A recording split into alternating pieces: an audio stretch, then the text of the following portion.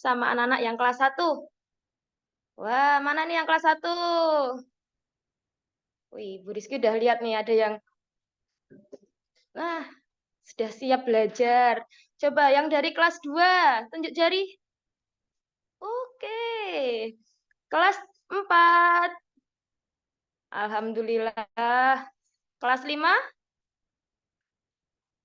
Ya, alhamdulillah semuanya sudah bergabung. Sudah ada 685, 688 peserta yang bergabung. Nah, mungkin ada teman-teman kita yang hari ini belum bergabung, mungkin masih ada eh, keperluan. Kita tunggu sebentar lagi ya, teman-teman kalian. Nah, anak-anak, pada kesempatan hari ini kita akan melanjutkan belajar tentang P5. Kemarin kita sudah belajar bersama Bu Ais. Masih ingat kemarin Bu Ais menceritakan tentang apa? Ya, betul sekali. Mencatat. Kemarin sudah disampaikan kepada Bu Ais bahwa anak-anak diminta mencatat. Yang dicatat itu tentang keuangan kalian. Berapa sih uang yang kalian terima? Kemudian berapa sih uang yang kalian keluarkan? Nah, itu adalah hal dalam mencatat keuangan. Nah, pada kesempatan hari ini kita akan belajar lagi masih tentang kewirausahaan untuk persiapan P5 kita bersama Bapak Riza Perdana Kusuma. Nah, di tengah-tengah kita sudah ada Bapak Riza Perdana Kusuma ini. Kita sambut dulu dong Pak Riza dengan ucapan salam. Assalamualaikum Pak Riza.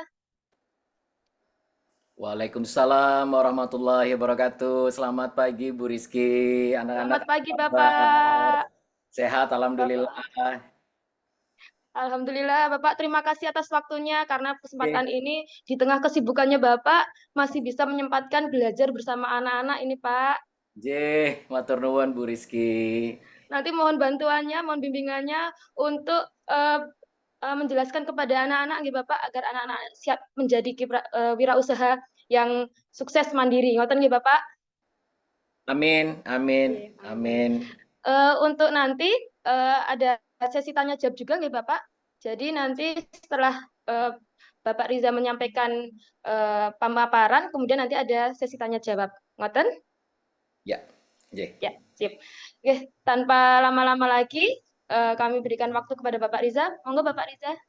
J, matur nuwun. Assalamualaikum warahmatullahi wabarakatuh. Anak-anakku semuanya yang saat ini bersekolah di SD Muhammadiyah Sapen. Alhamdulillah kita sehat semua hari ini. Dan hari ini kita akan belajar sesuatu yang menarik ya. Nanti ada juga video-videonya, nanti ada juga ceritanya. Jadi semoga hari ini bermanfaat. Kita bisa belajar banyak tentang bagaimana kita semua mendorong diri kita menjadi wirausahawan atau entrepreneur yang bisa mendorong dunia ini berubah ke arah yang lebih baik. Jadi pagi ini Pak Riza akan coba untuk menyampaikan tema tentang generasi alfa menjadi wirausahawan muda untuk merubah dunia. Sebelumnya perkenalkan terlebih dahulu, nama lengkap saya Muhammad Riza Perdana Kusuma, ayah dari dua anak yang saat ini dua-duanya belajar di SD Muhammadiyah Sapen. Yang pertama Hidetoshi Kinan Muhammad, kelas CI Banu Musa, kemudian Kinara saya Kak Adin, kelas CI Jabir Ibnu Hayam. Sebelumnya, Pak Riza ini bekerja selama 25 tahun di 3 BUMN. Yang pertama 20 tahun bekerja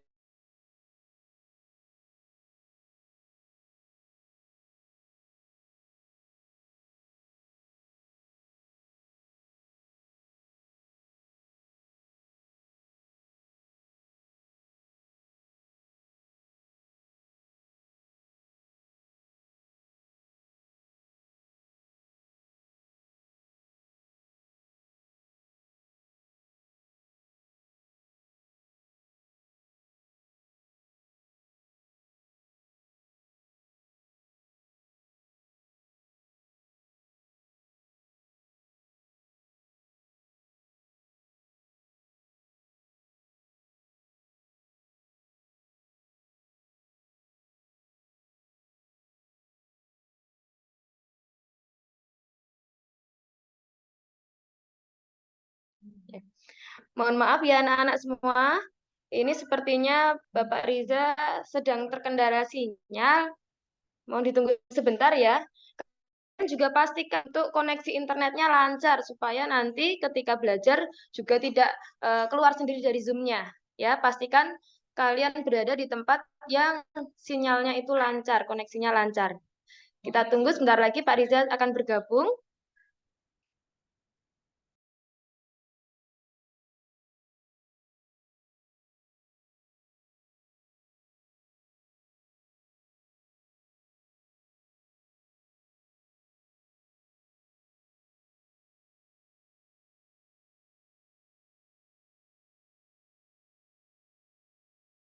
Mohon maaf, Bu Rizky, agak ada gangguan. Bapak, tidak apa-apa, Bapak. Monggo bisa Oke, dilanjutkan kembali. oke, saya lanjutkan, J. Semoga sudah terlihat slide saya. Oke, saya bekerja di Garuda Indonesia selama 20 tahun menjadi General Manager atau Kepala Cabang di 5 negara, di Jepang, Hong Kong, Taiwan, Macau, dan Short Part of China. Setelah itu kemudian menciptakan First Class Garuda Indonesia sebagai Service Designer. Kemudian membangun Terminal 3 menjadi Direktur Komersial dan Operasional Non-Aeronautical Business di Angkasa Pura II.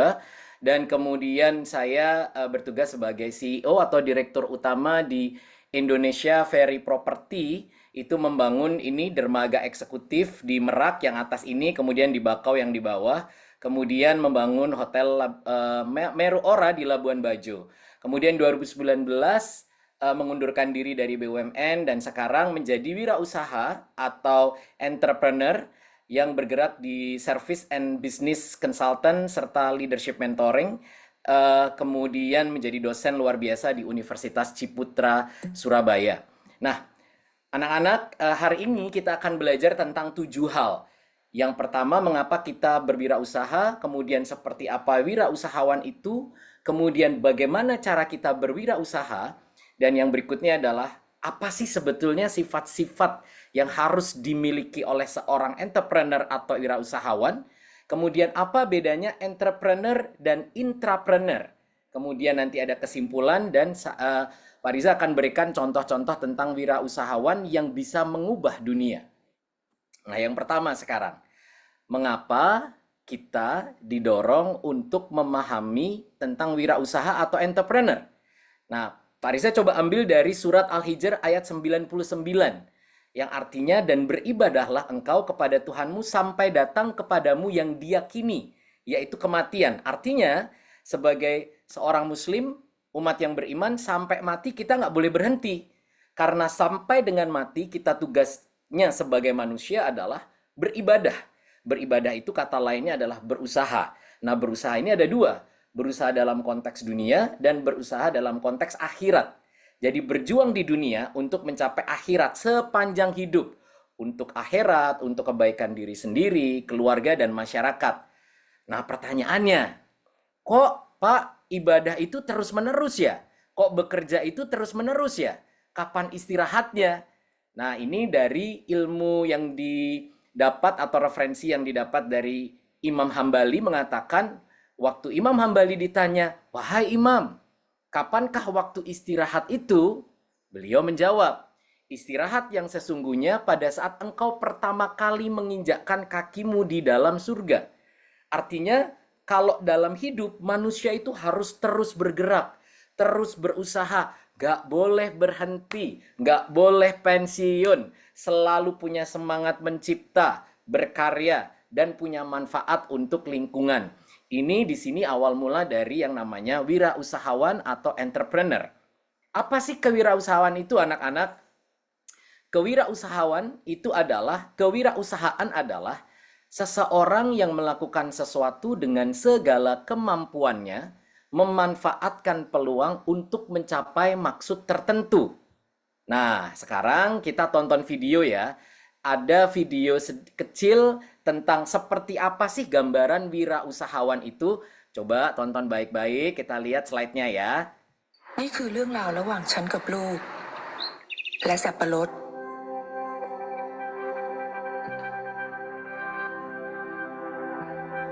ฉันไม่ได้เรียนหนังสือไม่รู้ว่าต้องพูดต้องสอนแบบไหนฉันรู้แค่ว่าต้องทำให้ดูให้เขาเห็นเป็นตัวอย่าง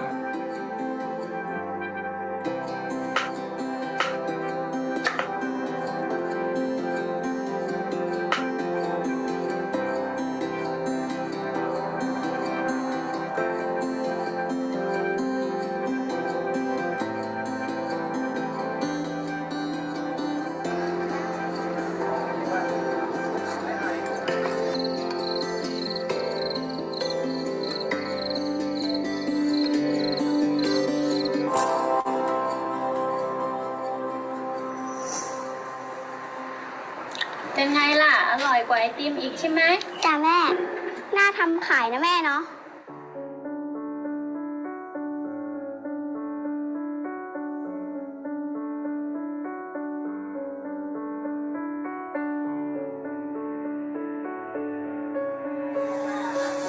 ไอติมสับปะรดนะคะ ไอติมสับปะรดนะคะ ไอติมสับปะรดนะคะ ไอติมสับปะรดนะคะ แม่ ทำไมไม่มีใครซื้อเลยอ่ะ งั้นลองไปดูที่ตลาดว่าเขาขายกันยังไง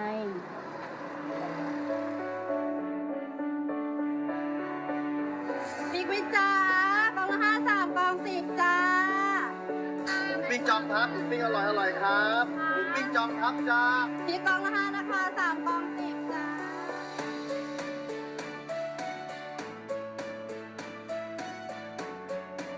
สับปะรดไหมคะสับปะรดที่ร้านในค่ะไม้ละ5 บาทค่ะ3 ไม้10 บาทนะคะสับปะรดไหมคะ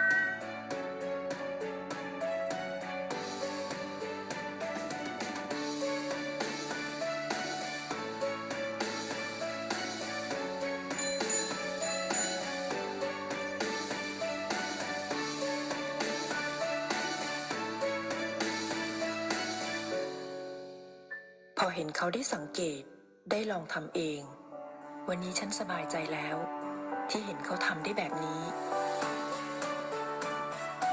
และมั่นใจว่า วันข้างหน้าถ้าไม่มีฉัน เขาจะยืนได้ด้วยตัวเขาเอง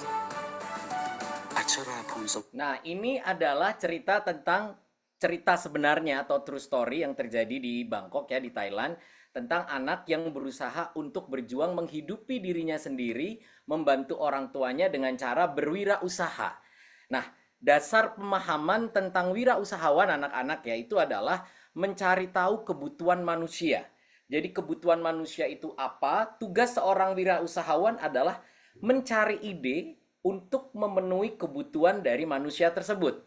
Nah, transaksi antara kebutuhan dan apa yang kita sediakan itu akan menghasilkan pendapatan atau uang.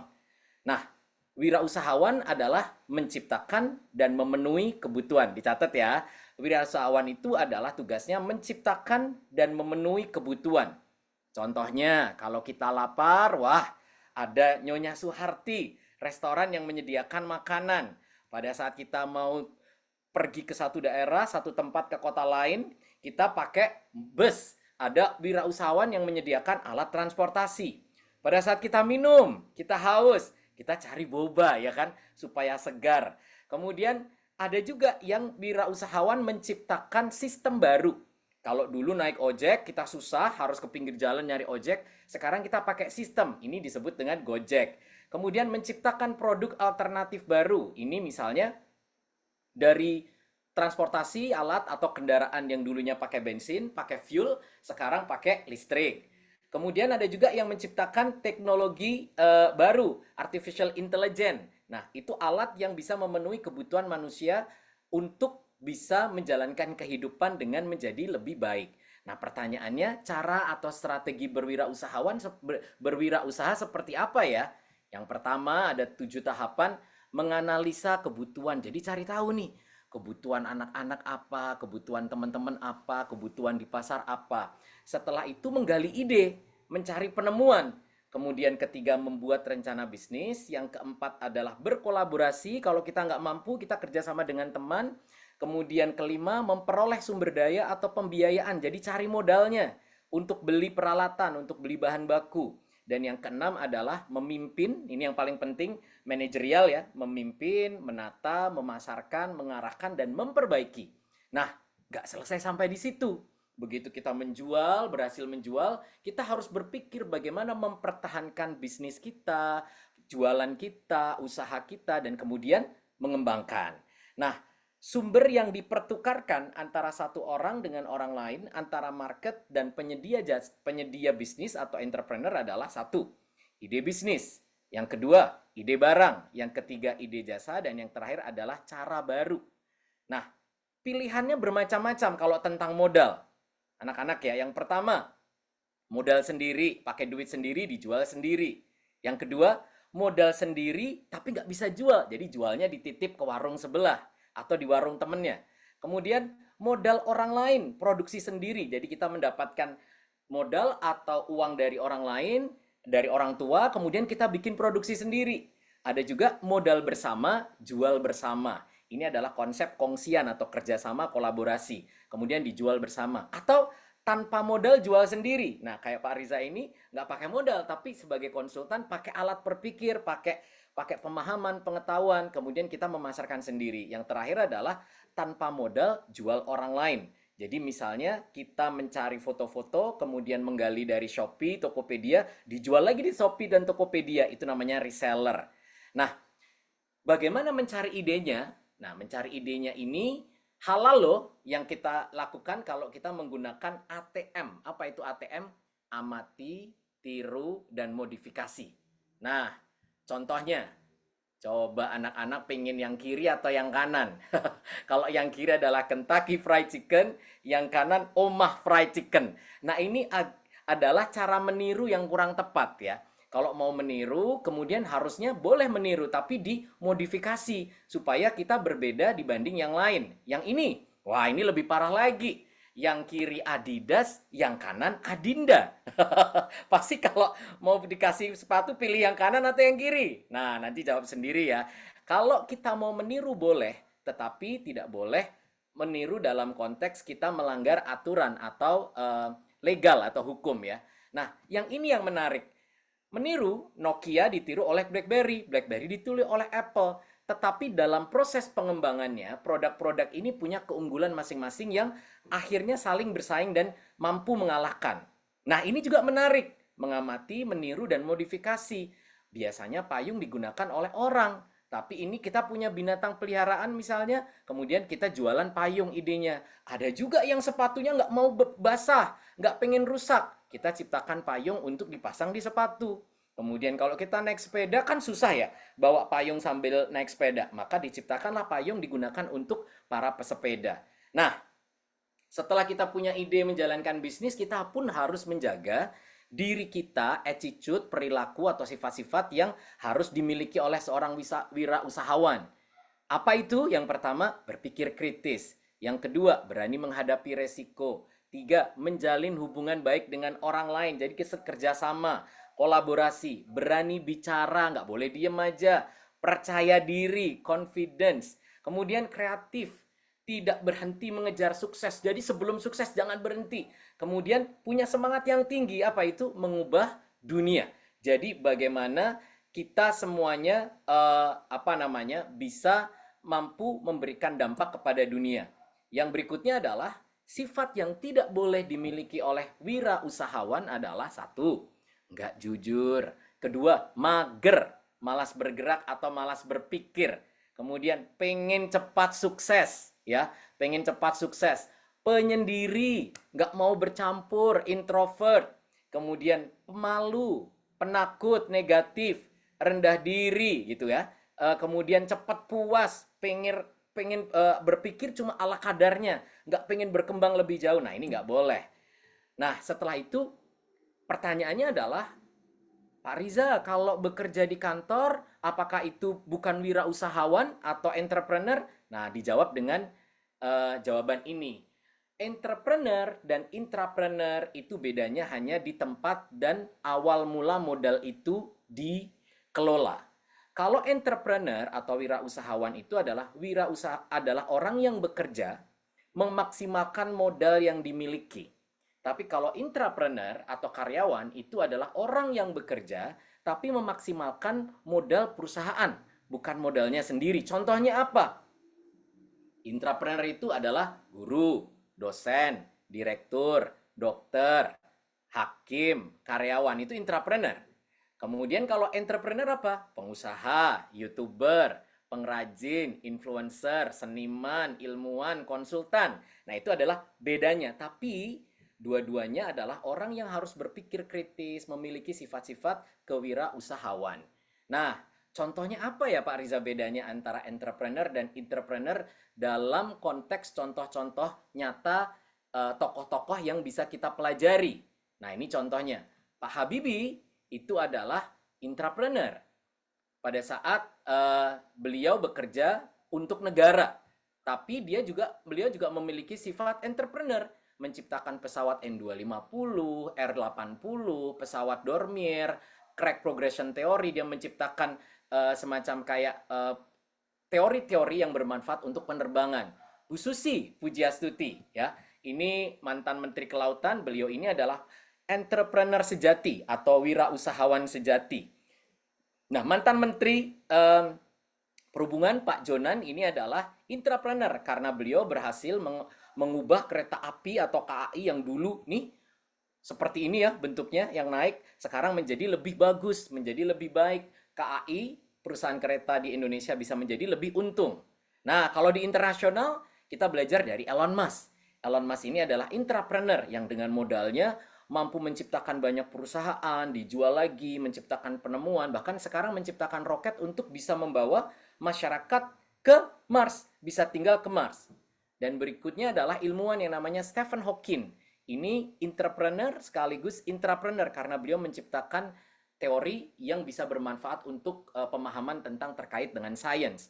Dan yang terakhir adalah Bill Gates. Ini adalah pemilik dari Microsoft saat itu, penemu sistem yang akhirnya bisa kita manfaatkan untuk kita bekerja menggunakan laptop dan internet dan lain sebagainya. Nah, kesimpulan anak-anak untuk hari ini bahwa ternyata 88% di Indonesia dan umumnya di semua negara di dunia itu 70-80% perekonomian sebuah negara itu hidup karena berasal dari pengusaha. Jadi banyak perusahaan keluarga, banyak pengusaha muda, banyak pengusaha yang sudah senior itu menjadikan negara ini bertumbuh. Artinya bahwa orang bisa berhasil meskipun mereka bekerja secara mandiri, menciptakan sendiri, menjual sendiri, managing semua pekerjaannya sendiri, dan akhirnya bisa turut membangun negara. Nah, coba kita lihat. Pak Riza akan menyampaikan ranking 5 besar pengusaha di dunia sampai hari ini. Yang pertama adalah Bernard Arnault. Ini beliau adalah pengusaha penjual tas. Tasnya harganya mahal-mahal. Namanya Louis Vuitton. Nah, ini sekarang ranking 1 dunia. Ranking kedua adalah Elon Musk. Pendiri Tesla, pemilik Twitter, SpaceX, dan lain sebagainya. Yang ketiga, Jeff Bezos. Ini pemilik Amazon. Kemudian Amazon ini seperti toko buku ya, atau kalau di Indonesia seperti Shopee atau Tokopedia. Yang keempat, Larry Ellison. Ini adalah pemilik sistem Oracle. Kemudian yang terakhir adalah Mark Zuckerberg, itu adalah pemilik Facebook dan Instagram. Jadi anak-anak yang sekarang punya Facebook atau Instagram, ini pemiliknya namanya Mark Zuckerberg. Ini menjadi top 5 atau ranking 5 pengusaha terbaik di dunia. Nah, kok orang Indonesia nggak ada ya? Wah, kita doakan semoga nanti orang Indonesia ada yang menjadi top 5. Kalau bisa, insya Allah kita doakan yang ranking ke-6 nanti salah satunya murid Sapen. Amin gitu ya. Amin. Semoga salah satu murid Sapen yang hari ini ikut kelas ini nanti menjadi ranking 6. Udah bagus banget ranking 6. Terbaik pengusaha di seluruh dunia. Nah, anak-anakku, yang paling penting adalah bahwa di dunia ini tidak ada yang instan kecuali pop mie. Kecuali Indomie. Jadi kalau kita mau berwirausaha, itu tidak ada yang langsung sukses. Alhamdulillah kalau bisa langsung sukses. Tapi kalau tidak, berarti kita harus pelan-pelan, harus sabar, harus bisa ulet ya, rajin, dan terus mencoba. Selalu berusaha, tidak boleh dilupakan adalah berdoa dan berusaha. Kalau kita terus-menerus ulet, rajin, tidak pantang menyerah, insya Allah, Allah pasti akan memberikan jalan yang mudah untuk kita bisa berhasil. Dan yang paling penting adalah belajar, mencoba, memulai, dan menekuni. Jadi, kunci keberhasilan seorang wirausahawan adalah tidak pernah berhenti untuk terus memulai hal baru, mencoba hal baru, dan menekuni. Jangan sekarang jualan pisang goreng, bosan besok jualan tahu, bosan lagi besok jualan bola. Nah, ini Sesuatu yang tidak kita tekuni akan menjadi mubazir. Nah, kalau gagal gimana Pak Riza? Kalau gagal itu berarti tanda untuk kita kembali mempelajari apa yang salah ya. Oh, modalnya kemahalan. Oh, harganya ketinggian. Oh, produknya tidak diinginkan oleh pasar. Banyak yang tidak menginginkan produk tersebut. Oh, kita harus mencari alternatif lain. Jadi, tanda bahwa kita diminta untuk terus belajar adalah salah satunya bahwa kita belum berhasil membuat usaha kita menjadi sesuatu yang bisa berjalan dengan sendirinya. Nah, terakhir, ini slide-nya Pak Riza yang semoga bisa menjadikan gambaran. Kalau nanti anak-anak sudah berusaha untuk berwirausaha dan berkembang, teruslah berpikir, jangan pernah berhenti, hanya cukup dengan ala kadarnya. Kita harus bisa berusaha untuk mencapai sesuatu yang lebih besar, supaya manfaatnya lebih besar, supaya amal jariahnya lebih besar, supaya orang tahu kita bisa menginspirasi dunia. Kita bisa memberikan gambaran kepada dunia bahwa kita adalah orang yang memberikan contoh terbaik. Nah, salah satu ide yang anak-anak setelah ini bisa lihat videonya adalah salah satu temuan 5 tahun terakhir yang ternyata membuat kita kaget. Kok bisa ya? Ternyata ada ide yang menarik banget. Nah, sebagai prolog atau pengantar sebelum kita nonton video, mungkin anak-anak selama ini tahu yang namanya pesawat ya.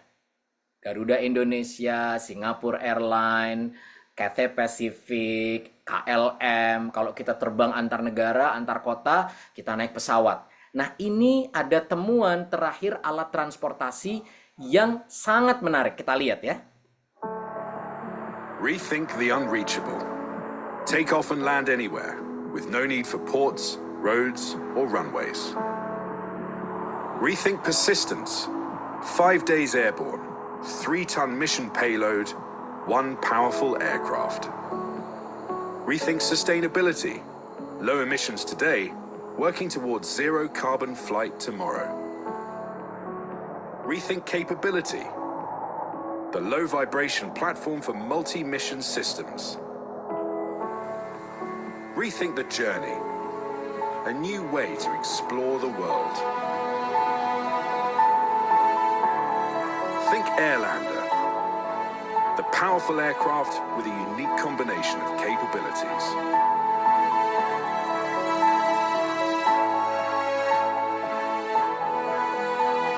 Airlander. Rethink the skies.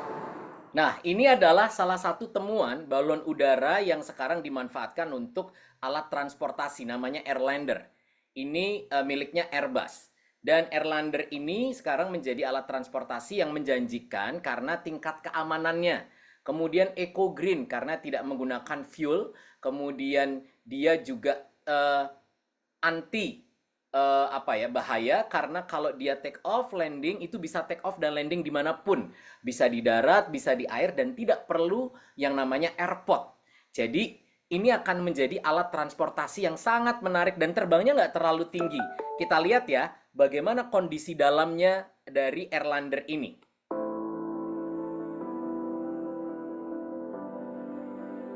Nah, ini anak-anak bisa lihat itu tempat pilotnya di sini.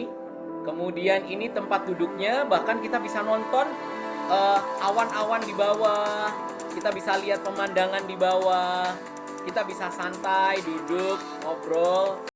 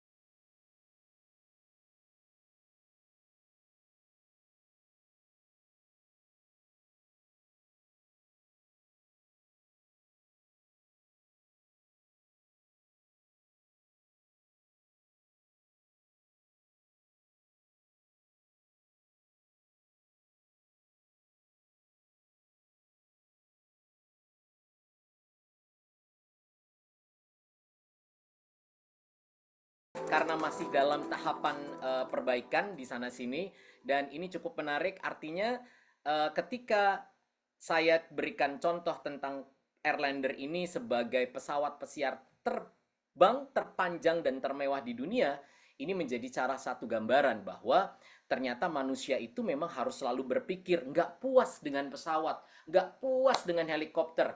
Pesawat, helikopter masih ada kemungkinan untuk resikonya masih terlalu tinggi. Nah, kita harus berpikir ulang, mencari sesuatu yang aman, mencari sesuatu yang bisa memberikan kenyamanan. Nah, ini tepat 30 menit. Jadi, ini yang bisa Pak Riza sampaikan tentang bagaimana kita semangat untuk mendorong diri menjadi wirausahawan. Salah satu yang bisa dipelajari bahwa kita nggak boleh menjadi orang yang biasa-biasa saja. Kita nggak boleh puas menjadi orang yang cuma cukup. Harus lebih, dan lebih. Ini yang disebut dengan beyond expectation, ya. Nah, kalau Pak Riza ambil sebuah quote dari Buya Hamka, kalau hidup hanya sekedar hidup, kera di rimba juga hidup.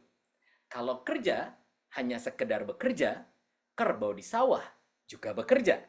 Nah, kita nggak mau kan kalau dijadikan atau disamakan dengan kerbau dan kera. Oleh karena itu, mumpung masih belajar, janganlah jadi pelajar yang biasa-biasa saja. Harus ngotot, harus berjuang, rajin belajar, dan fokus. Kalau mau jadi wirausahawan juga nggak boleh setengah-setengah.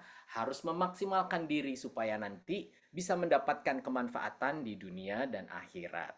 Demikian yang bisa saya sampaikan, semoga ada manfaatnya. Sekarang saya kembalikan waktunya ke Bu Rizky. Silakan Bu Rizky. Oke, Bapak, terima kasih. Masya Allah, keren sekali apa yang tadi yang disampaikan kepada anak-anak. Semoga tadi benar-benar bermanfaat dan bisa diserap oleh anak-anak, gitu, Bapak. Ternyata dari pengalaman Bapak Riza setelah 25 tahun bekerja di BUMN, kemudian sekarang menekuni menjadi servis dan bisnis konsultan, kemudian menjadi dosen, itu menambah wawasan anak-anak juga. Ternyata bisa loh. Kalau dulu bekerja di BUMN, sekarang bisa loh mengikuti berwirausaha yang lain. Ngoten nggih Bapak nggih? Oke, Iya. leres. Kemudian perlu diingat, perlu dicatat bahwa di sini tuh tidak ada yang sesuatu yang instan. Jadi semua itu harus dikerjakan secara sungguh-sungguh.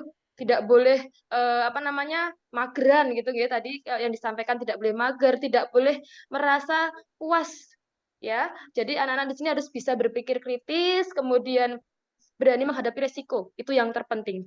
Nah, tentu dari yang disampaikan Pak Riza tadi, anak-anak semakin penasaran, semakin ingin tahu, semakin bertanya-tanya dengan bagaimana sih menjadi wirausahawan yang baik itu. Nah, maka akan dibuka sesi tanya jawab. Oke? Sesi tanya jawab ini untuk sesi yang pertama 4 penanya dulu. Silahkan yang tunjuk jari. Oke. Dari kelas 4 Al-Baitar, Mbak Syakila. Silahkan Mbak Syakila. Assalamualaikum warahmatullahi wabarakatuh. Perkenalkan, nama saya Syakila Azahra dari kelas 4 Al-Baitar. Pak, bagaimana cara menjadi pengusaha yang sukses? Iya, Mbak Syakila, langsung dijawab ya.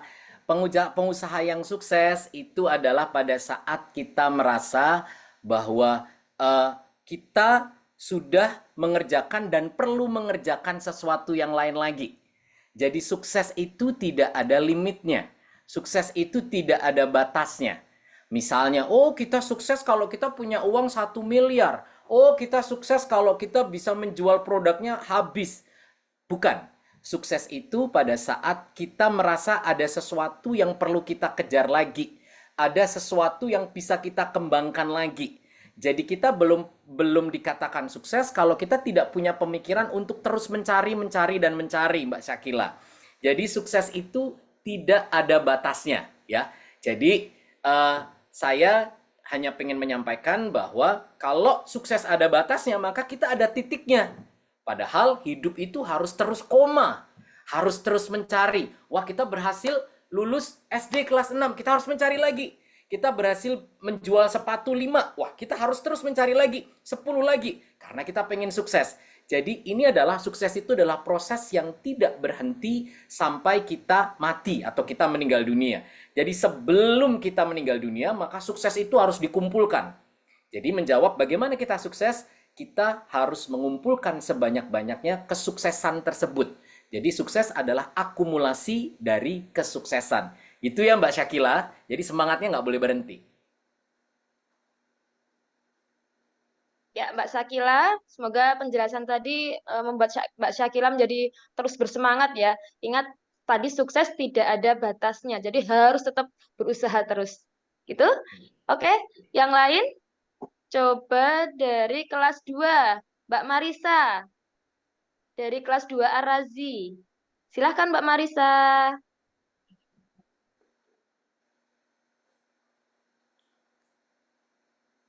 Mbak Marisa.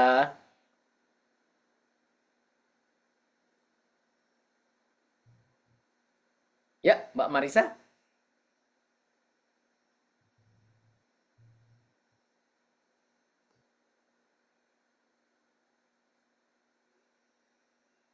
Masih di mute Mbak Marisa?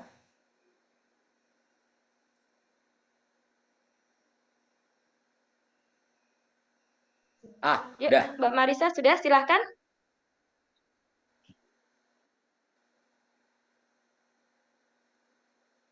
Gak ada suaranya Mbak Marisa. Padahal sudah di mute ya, di unmute ya. Ya, kayaknya bermasalah nih Mbak Marisa. Oke, kalau gitu peserta yang lain, siswa yang lain. Coba dari kelas 1. Dari kelas 1. Dari kelas 1 C ini, Pak. Ya, silakan. Mbak Sani.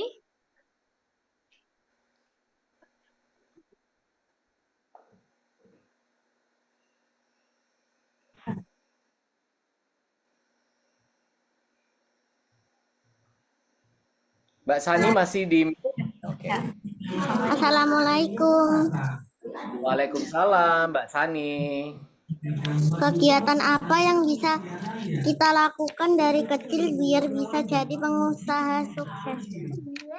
Oke, baik. Kegiatan apa yang bisa dilakukan dari kecil supaya jadi pengusaha sukses?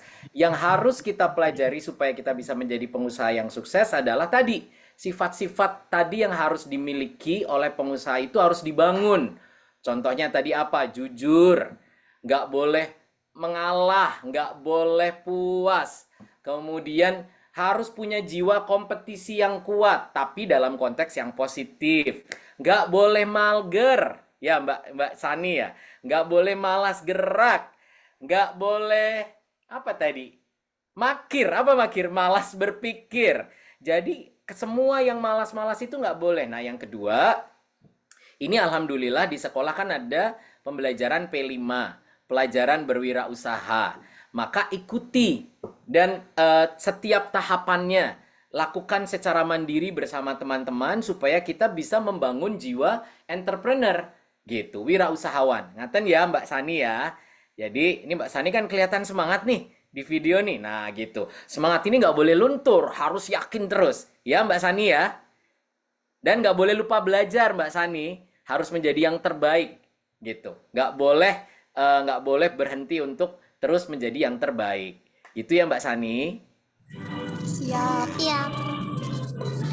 Ya, karena nggak Oke, menutup baik. kemungkinan ya Bapak ya, dari kelas 1 tuh bisa menjadi wirausahawan gitu Bapak.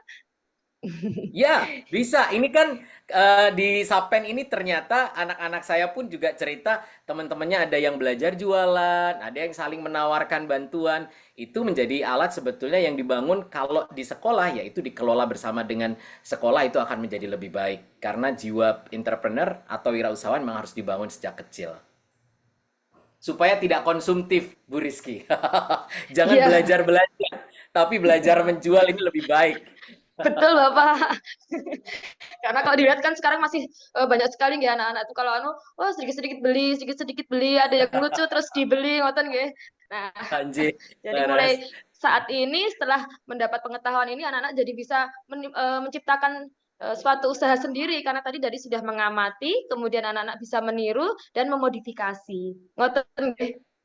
Leres. Ya, selanjutnya pertanyaan selanjutnya coba dari kelas 5 Dari kelas 5, Mas Alif Za'lan Muzaki.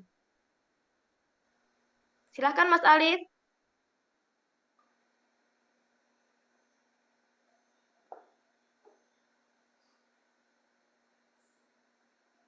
Mas Alif.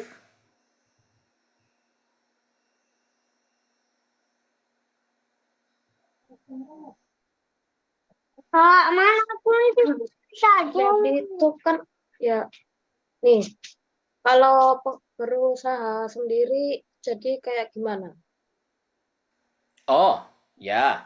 Kalau mau berusaha untuk menjadi wirausahawan sendiri ya. Oke, yang pertama mungkin belajarnya ya, karena kalau kita masih kecil, belum punya modal, coba kita berusaha menciptakan sesuatu yang menjadi kebutuhan kita sendiri. Contohnya, Mas Alif kalau belajar di rumah pakai kertas-kertas HVS, kemudian ada sisa yang kosong-kosong jangan dibuang. Misalnya digunting, dipotong, dibikin buku sendiri yang rapi. Nah, mungkin kita jadi nggak perlu beli buku lagi, tapi menggunakan kertas-kertas yang tidak bermanfaat untuk digunakan. Kemudian kedua, belajar misalnya kan di YouTube juga banyak ya, bagaimana belajar membuat sabun sendiri. Bagaimana kita menciptakan peralatan-peralatan yang memang menjadi kebutuhan kita sendiri. Jadi, ini adalah jiwa entrepreneur yang bisa kita lakukan sejak kecil tanpa perlu tadi semangat membelinya dikurangi, semangat konsumtifnya dikurangi, tapi semangat untuk menciptakan. Perlu diingat bahwa wirausahawan atau entrepreneur itu tugas utamanya adalah berkarya atau mencipta. Apa yang diciptakan? Sesuatu yang menjadi kebutuhan manusia. Kalau spirit atau semangat ini dibangun sejak kecil, kita belajar untuk memenuhi kebutuhan kita sendiri, nah ini akan terus berkembang nanti pada saat gede. Gitu ya Mas Alif? Ya. Iya. Nanti tolong dicek peralatan-peralatan bekas di rumah yang nggak kepakai. Coba kita berpikir kreatif dibikin apa. Pertama digunakan sendiri, kalau kita senang dengan itu, kita coba jual ke teman atau ditawarkan teman lain untuk mau nggak pakai ini. Setelah pakai segala macam mereka senang, oh berarti ini punya nilai komersial. Gitu, ya. Ya. Ya, semangat Mas Alif. Ya. Ya, terima kasih Bapak sudah 3 penanya. Ada yang dari kelas 1, ada yang dari kelas 4, dan dari kelas 5. Coba Bu Rizky pengen lihat nih yang dari kelas 2. Coba perwakilan kelas 2. Mas Aidil, silahkan. Dari 2 Arazi.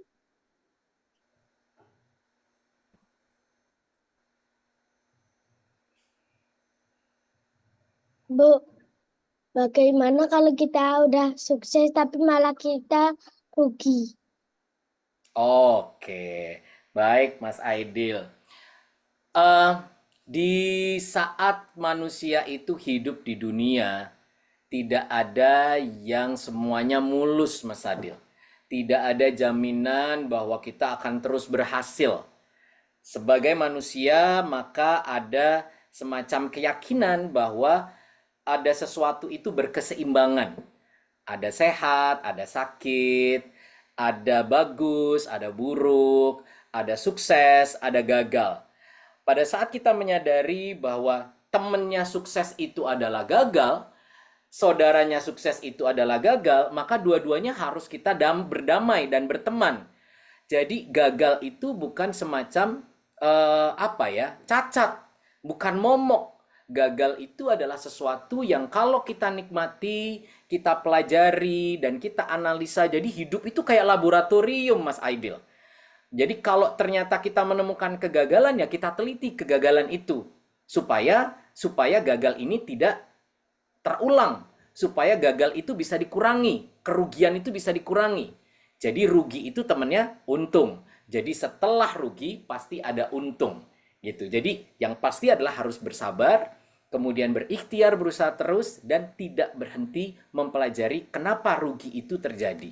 Gitu ya Mas Aidil ya. Iya. Ya, nanti terus belajar. Jadi nggak boleh sedih kalau kalau kita rugi, nggak apa-apa. Nggak apa-apa. Insya Allah Allah itu nanti adil membaginya ya. Oke. Ya, Mas Aidil, jadi nggak boleh terus patah semangat juga. Udah gagal kok terus tidak semangat gitu ya, tetap berusaha dan dicari tahu sebab kegagalannya itu tadi karena apa. Jadi untuk selanjutnya nanti bisa lebih eh, tahu lagi, oh ternyata kok seperti ini gagal, terus kita perbaiki dengan yang lain. Seperti itu. Bapak ini ternyata banyak sekali ini penanyanya pada anak-anak Iya, antusias ada untuk 40 bertanya. orang. Nggih. Kalau kita buka sesi kedua, pripun Bapak? Tidak apa-apa, monggo dengan senang Siap, hati. Alhamdulillah. Oke, selanjutnya dari kelas 4 digital, Mas Rafif, silahkan Mas Rafif.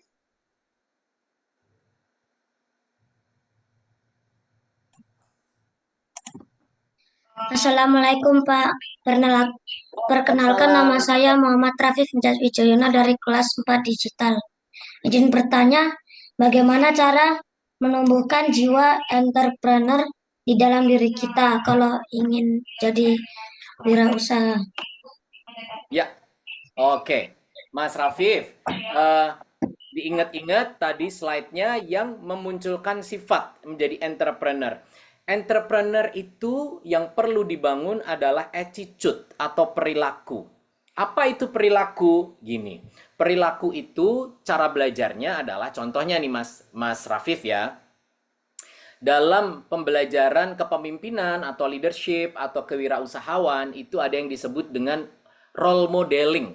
Role modeling itu adalah mencari contoh yang nyata yang bisa kita pelajari. Contohnya kalau dalam agama Islam, yang dicontoh siapa Mas Rafif? Nabi Muhammad, pinter. Tapi itu dalam konteks keagamaan. Tapi kalau dalam konteks kekinian atau saat ini, Mas Raffi boleh nggak disebut dibuka audionya?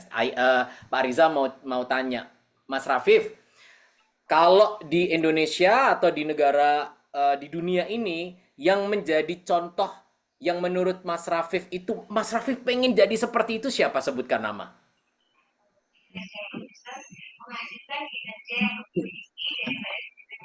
Siapa? Punya tokoh nggak? Punya sosok yang pengen seperti itu gitu? Ada nggak Mas Raffi?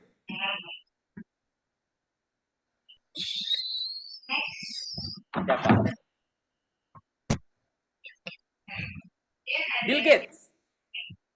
Oke, Bill Gates. Nah, sekarang Pak Riza nanya, Bill Gates itu punya sifat apa, Mas Rafif?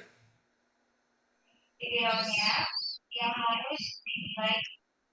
Cerdas, ya kan? Cerdas, kreatif. Kemudian terus berpikir. Kemudian nggak pernah berhenti untuk menciptakan sesuatu. Nah, kalau kita sudah memiliki contoh ya, anak-anak yang lain juga dipelajari. Kalau kita sudah memiliki contoh, maka tugas kita adalah menuliskan perilaku atau sifat-sifat yang dia miliki. Kemudian kita pelajari dan kita terapkan dalam kehidupan sehari-hari. Jadi begitu Mas Rafif. Kalau kita pengen menjadi pengusaha yang sukses, bisa menjadi orang yang sukses dan profesional, ya kita harus mencari contoh dulu. Supaya kita punya role model yang kita bisa melihat secara langsung dan mempelajari apa yang dia lakukan. Nah, saran dari Pak Riza nanti Mas Rafif ya, cari ke toko buku, beli buku biografi, ya, mencari buku biografi. Dengan mencari buku biografi, maka kita akan mempelajari perjalanan karir seseorang, mempelajari bagaimana seseorang itu bisa berhasil, bagaimana proses perjuangannya, sehingga kita bisa meniru semangatnya. Gitu ya, Mas Rafif ya. Semoga menjawab ya. Oke, alhamdulillah. Semoga Terima nanti kasih, Mas Pak. Rafif, sama-sama. Semoga Mas Rafif menjadi Bill Gates Indonesia ya. Amin. Amin, amin. Penggantinya Bill Gates ya Pak ya. Iya benar. Selanjutnya, aduh banyak sekali bingung sampai ini Bu Rizky milihnya Pak. Coba tadi kelas 4, sekarang kelas 5. Mas Ekrizio. Silahkan, Ekrizio.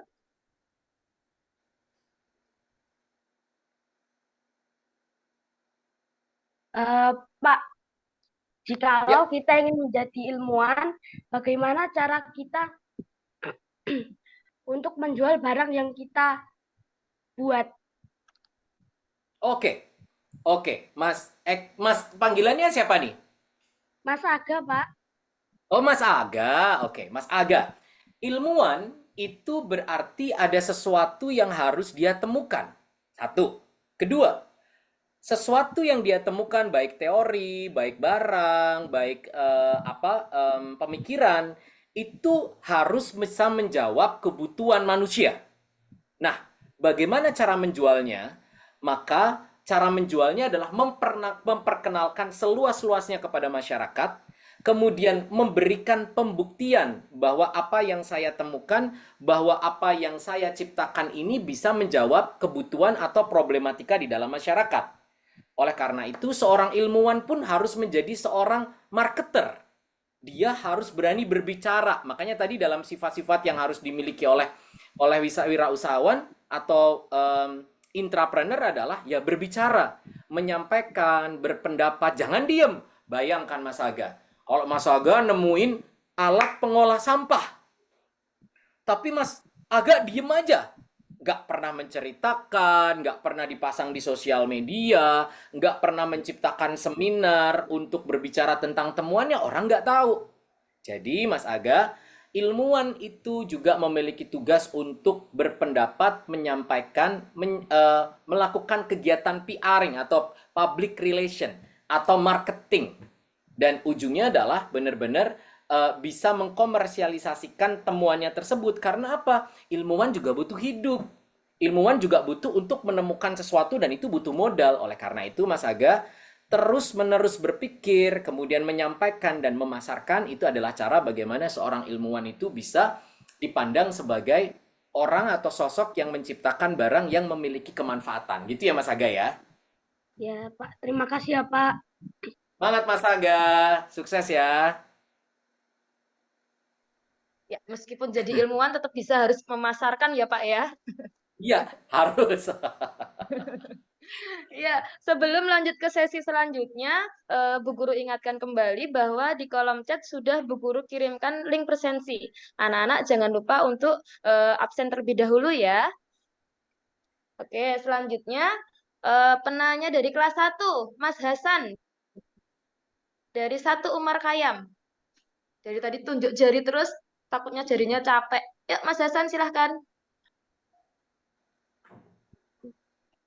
Assalamualaikum, namaku Hasan dari kelas 1 Umar Khayyam.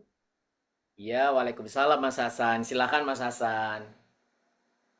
Bagaimana caranya mengendalikan blender saat cuaca buruk?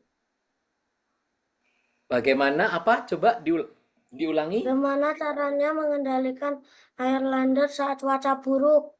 Oh, oke. Bagaimana cara mengendalikan Airlander ya? Oke, baik.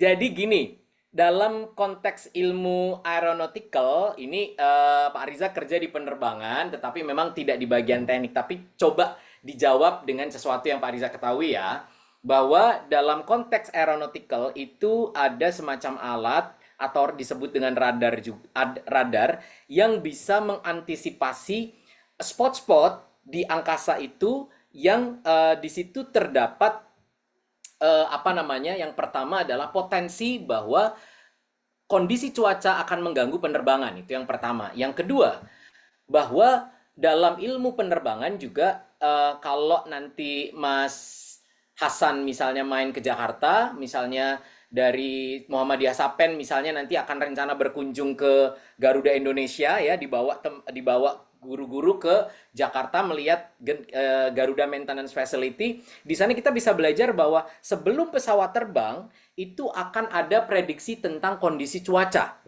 Jadi kalau cuacanya memang ada perkiraan memburuk, maka pesawat terbang itu atau airliner dilarang untuk terbang. Gitu. Jadi memang ada pencatatan atau penulisan yang memperkirakan apa yang akan terjadi. Sekaligus bahwa pesawat atau airliner ini ada rutenya Mas Hasan. Jadi nggak terbang kemana-mana semau-maunya sendiri. Dia akan memilih rute yang aman, yang awannya nggak ada potensi turbulence segala macam, itu dihindari. Gitu. Gitu ya Mas Hasan ya. Mau jadi pilot ya Mas Hasan ya? Ya, nanti didoakan jadi pilotnya Airlander ya Mas Hasan ya. Amin. Oke. Ini anak-anak juga mau loh Pak diajak jalan-jalan tadi Pak ke Garuda tadi Ya, untuk Bu ngeliat-liat. Rizky, itu memungkinkan untuk apa kunjungan sekolah itu ke Garuda Maintenance Facility, ke training center Garuda, tempat untuk melihat mock-up untuk menjadi pilot itu dimungkinkan. Jadi mungkin kalau Sapen nanti pengen membawa perjalanan ke sana, itu bisa dikomunikasikan sebetulnya. Oke, siap anak-anak besok mau diajak jalan-jalan. Nanti akan kami komunikasikan kepada Bapak Kepala Sekolah juga. Monggo, monggo. Saya pokoknya nomor 1 daftar ya Pak ya. Oke. Selanjutnya coba dari kelas 2. Dari kelas 2. Wah, banyak banget nih yang mau tanya nih. Ya ini kok tambah banyak ya? Silahkan. Nggak pernah turun malah Iya, naik terus. ternyata tambah terus yang bertanya Pak. Pada pengetahuannya ingin tahunya tinggi ya Pak ya. Ya, Ternyata ya, materinya ya. menarik, anak-anak suka ini Bapak. Alhamdulillah. Coba silahkan dari kelas 2 Almistri. Mas Aska Nariyama. Silahkan Mas Aska. Iya.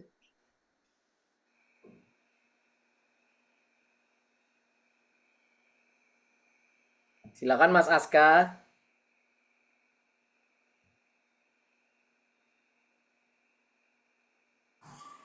Maaf, nggak jadi. Oh, nggak jadi. Ya, Nggak boleh yang jadi. lain. Bener nih. Nanti masih terbawa loh ya, mimpi. Mau tanya apa tadi gitu? Bener nih Mas, Mas nggak jadi? Oke, kalau gitu kita pindah ke Mas Gibran. Mas Gibran, kelas 2 Abu Raihan. Silakan Mas Gibran.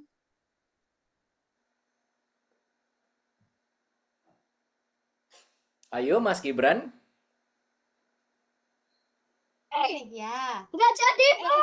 Sorry. Ya, nggak ya, jadi ya, ini malah lagi? rebutan sama Iya. ibunya nih ya. Kayaknya yang bertanya ibunya ini. Titip tanya boleh loh Bunda? Ya, kalau gitu Kenzi dari Abu Alsat silahkan.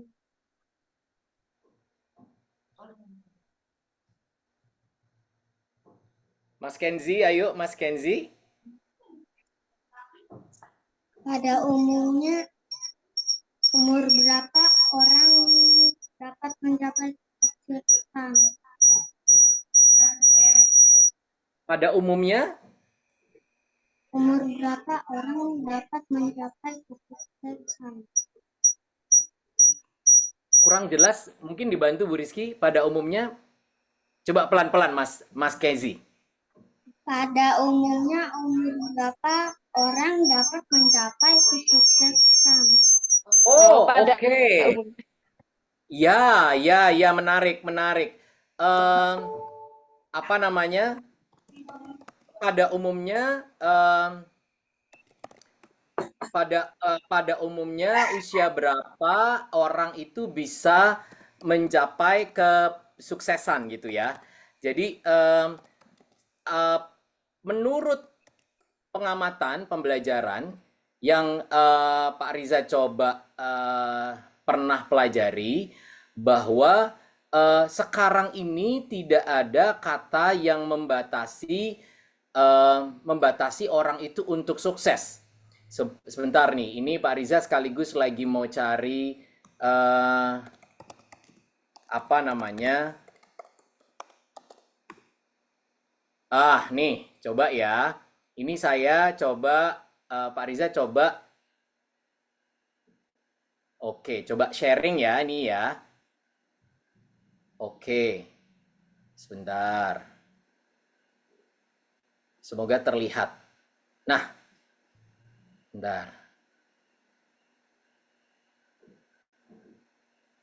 Oke, Mas Kenzi bisa lihat slide ya. Nah, Mas Kenzi, ini yang namanya Greta Thunberg. Greta Thunberg ini tahun 2019 bisa menjadi salah satu cover dari majalah Times. Ini namanya Greta Thunberg. Greta Thunberg ini adalah anak umur 16 tahun, sekitar 15-16 tahun yang akhirnya bisa dikatakan atau dipandang oleh dunia sebagai anak yang sukses. Dalam konteks apa? Dia berjuang untuk mengkampanyekan tentang hidup yang pro ke alam atau yang memperjuangkan untuk menghindari kerusakan alam. Dia melakukan kampanye, dia melakukan penelitian, dia melakukan penulisan, pemahaman terhadap mengajak orang banyak untuk bagaimana kita memperjuangkan supaya dunia ini tetap lestari. Nah, bisa dikatakan bahwa anak usia 15 tahun pun bisa sukses gitu. Jadi, Mas Kezi, tidak ada batasan usia untuk sukses. Misalnya Mas Kezi sekarang kelas berapa? 2. Kelas 2. Mas Kezi pengen nilainya bagus semua nggak 100 semua? Nah, pengen. Tapi ternyata nanti di rapot nilainya benar-benar 100 semua. Berarti sukses nggak Mas Kezi? Sukses. Misalnya, hari ini sholatnya baru 2 kali. Besok kita menjadi 5 kali. Berarti besok sukses nggak? Nah, sukses itu indikatornya adalah kita ciptakan sendiri. Kita pengen apa, kita berjuang untuk mencapai itu, berarti kita sukses. Hari ini Mas Kezi misalnya pengen kok pegel-pegel badannya, pengen seger. Nanti sore mau rencana main sepak bola. 1 jam main sepak bola terus seger, itu sukses nggak? Sukses. Artinya sukses itu tidak selalu berbentuk dalam bentuk uang, dalam berbentuk nilai. Sukses itu juga indikator atau pencapaian yang kita ciptakan sendiri dan kita berjuang untuk mencapai itu. Jadi nggak ada batasan usia ya Mas Kezi ya. Gitu. Oke. Mas Kezi mau sukses? Mau. Hari ini pengen apa? Mis hari ini pengen makan siang pakai ayam. Nambah 3 kali, itu sukses berarti. Sukses apa? Sukses kenyang gitu. Ya, jadi sukses itu tolong diterjemahkan menjadi lebih sesuatu yang lebih sederhana. Nanti kalau kita belajar sukses-sukses terus, kalau kumpulannya jadi banyak, maka sukses kita di zaman nanti kita udah umur 15, 20, sukses kita menjadi lebih besar lagi. Gitu ya Mas Kezi? Oke, terima kasih Mas Kezi. Ya, silakan Bu Rizky. Ini ya, yang bertanya tambah lagi nih. Monggo Bu Rizky. Ya, terima kasih sekali Bapak.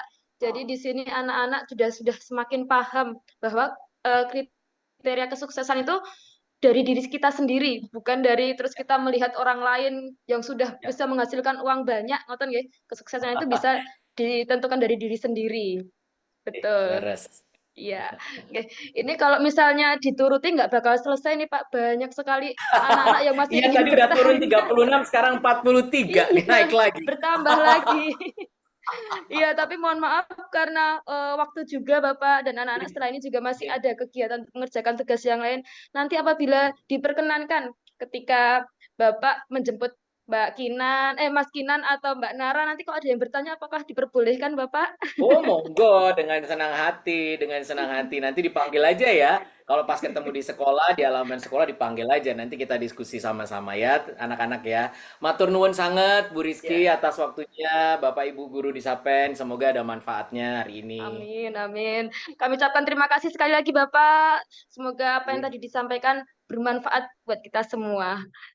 Amin. Dan tentunya anak-anak di sini menjadi semakin terbuka wawasannya, pengetahuannya, dan nanti akan menjadi seorang wirausahawan yang sukses tentunya. Gitu anak-anak. Karena setelah ini kalian masih mengerjakan tugas, kita akhiri pembelajaran pada pagi hari ini dengan baca hamdalah bersama-sama. Wahid Isnain Salas. Alhamdulillahirabbil alamin. Bagi anak-anak yang belum absen, silahkan bisa mengisi dulu presensinya. Bu Guru ucapkan terima kasih. Wassalamualaikum warahmatullahi wabarakatuh.